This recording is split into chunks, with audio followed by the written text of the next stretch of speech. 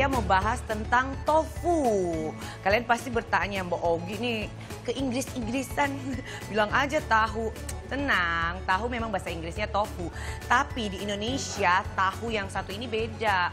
Karena tahu ini putih dan juga lembut. Jadi berbeda dengan tahu yang lain kan. Karena tahu yang lain tuh kuning, udah gitu digoreng tuh agak sedikit keras. Untuk lebih lengkapnya, ini dia informasinya. Tofu sebenarnya bahasa Inggris dari tahu. Tapi di Indonesia istilah tofu bergeser sebagai nama untuk menyebutkan bahan makanan tahu bertekstur super lembut. Perbedaan tekstur yang cukup jauh ini berasal dari perbedaan kandungan air di antara kedua bahan makanan tersebut. Tofu punya kandungan air yang sangat tinggi. Itulah kenapa tofu bertekstur sangat licin dan lembut. Adonan tofu langsung ditempatkan di plastik tebal. Biasanya berbentuk tabung tanpa dikurangi kandungan airnya. Plastik tebal ini ada gunanya. Selain untuk mengemas tofu, juga untuk menjaga kandungan air agar tidak menguap atau keluar dari tahu. Sedangkan kalau tahu biasanya memiliki tekstur yang lebih padat karena kandungan airnya telah dikurangi. Dalam pembuatannya, adonan tahu diletakkan di dalam wadah. Kemudian dikencet dengan sebuah pemberat agar kandungan airnya turun dan keluar. Akibat perbedaan tekstur dan kelembapan, tofu dan tahu biasanya juga jadi beda karakter. Tofu cenderung mudah hancur, sedangkan tahu lebih kuat.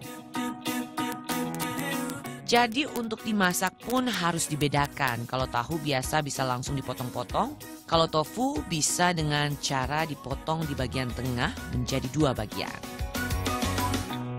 Tofu itu kandungan airnya cukup tinggi sehingga nggak heran kalau kita pegang itu licin. Buat ibu-ibu yang seneng masak dan mengolah tofu banyak sekali nih tentu saja pengalamannya kan Bu. Biasanya kalau kita olah tuh belum sempat diolah udah hancur tofunya. Nah saya akan memberikan tips buat ibu-ibu di rumah bagaimana kita mengolah tofu agar tidak hancur. Karena tekstur tofu yang sangat lembut seringkali jadi hancur ya saat dikeluarkan dari bungkusnya. Apa yang bisa kita lakukan supaya tofu itu tetap terjaga bentuknya sebelum kita olah? Sebelum dikeluarkan dari pembungkusnya, tofu sebaiknya direndam dalam air hangat bersama dengan pembungkusnya selama beberapa menit. Kemudian kalian bisa potong plastik pembungkus tofu mulai dari bagian tengahnya agar tofu tidak mudah hancur. Setelah itu, dorong tofu dari ujung plastik secara perlahan untuk mengeluarkan tofu dari pembungkusnya. Setelah sudah bisa dikeluarkan dari pembungkusnya, kalian bisa potong dengan hati-hati. Gunakan pisau yang tajam ya, pisau yang tumpul dapat merusak tofu. Agar tofu tidak hancur dalam proses memasak, gulingkan tofu dalam campuran tepung maizena dan garam. Tepung maizena tidak hanya berfungsi memberikan tekstur renyah pada tofu, tapi juga bisa sebagai lapisan untuk melindungi tofu selama proses dimasak. Setelah dibaluri tepung maizena, goreng dalam minyak yang banyak sehingga terendam sempurna dalam proses penggorengan. Goreng tofu sampai mengapung dan satu sisinya menguning. Setelah itu balik tofu untuk mematangkan sisi lainnya. Kalian tidak perlu sering membalik pada saat memasak untuk menjaga bentuknya. Proses penggorengan ini sebaiknya dilakukan sebelum tofu diolah lebih lanjut dalam resep apapun. Sehingga bentuk tofu dalam hidangan tetap terjaga. Setelah kita tahu tentang tahu yang super lembut ini, kemudian cara mengolahnya agar tidak cepat rusak ataupun tidak cepat hancur, sekarang tahu ini enaknya diolah apa ya? Coba kita tanya chef, tofu yang lembut ini enaknya diolah dengan cara yang seperti apa?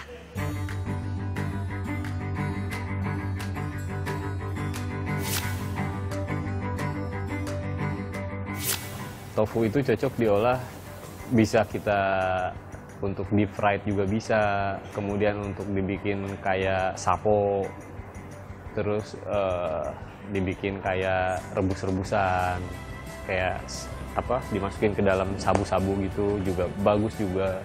Atau misalnya mau dibikin olahan lain, misalnya itu tahunya kita hancurin dulu, dicampur udang misalnya, kemudian untuk memadatkannya kita masukkan tepung roti, kemudian pakai telur, kita cetak, kita goreng. Bisa juga seperti itu, bisa juga yang seperti saya bilang tadi, bisa hanya digoreng langsung sebagai tahu, atau dijadiin sapo itu kayak capcay, kemudian ada campuran tahunya. Boleh dibikin sabu-sabu, atau boleh dibikin kayak olahan yang saya bilang tadi. Karena tahu itu kan mau dibikin apa aja enak ya, maksudnya versatile. Tips khususnya nggak ada, yang jelas pada saat kita mau menggoreng itu pastiin minyaknya itu udah panas. Jadi resiko untuk hancurnya itu agak berkurang. Atau kalau mau dipanir dulu misalnya pakai tepung atau maizena boleh. Jadi tekstur luarnya itu akan lebih crunchy.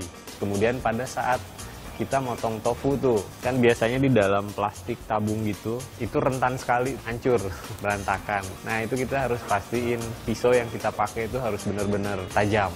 Kita udah bahas informasinya, cara mengolahnya. Nah sekarang manfaatnya apa Mbak Ogi? Tadi kan udah dibilang ya, kandungan airnya tuh cukup banyak. Nah kira-kira manfaat dari kita mengkonsumsi tofu ini apa ya? Coba kita langsung simak aja. Tofu punya kandungan kalsium yang tinggi, jadi efektif untuk mencegah osteoporosis. Kandungan kalium yang tinggi juga baik untuk menurunkan resiko batu ginjal. Kadar lemak dalam tofu yang tidak jenuh membantu mengurangi kadar kolesterol. Manfaat gizi lain yaitu memberikan kontribusi dalam kandungan zat besi, fosfor, dan kalium. Selain itu juga bisa untuk mencegah dan mengobati anemia. Serta baik untuk pencernaan. Asupan kalori dari tofu cukup rendah, lebih rendah daripada keju. Oleh karena itu, makanan ini sangat cocok untuk mereka yang menjalani diet penurunan berat badan.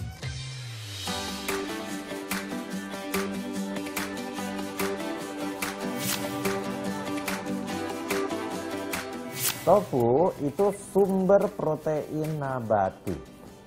Jadi bagus. Bagus buat apa?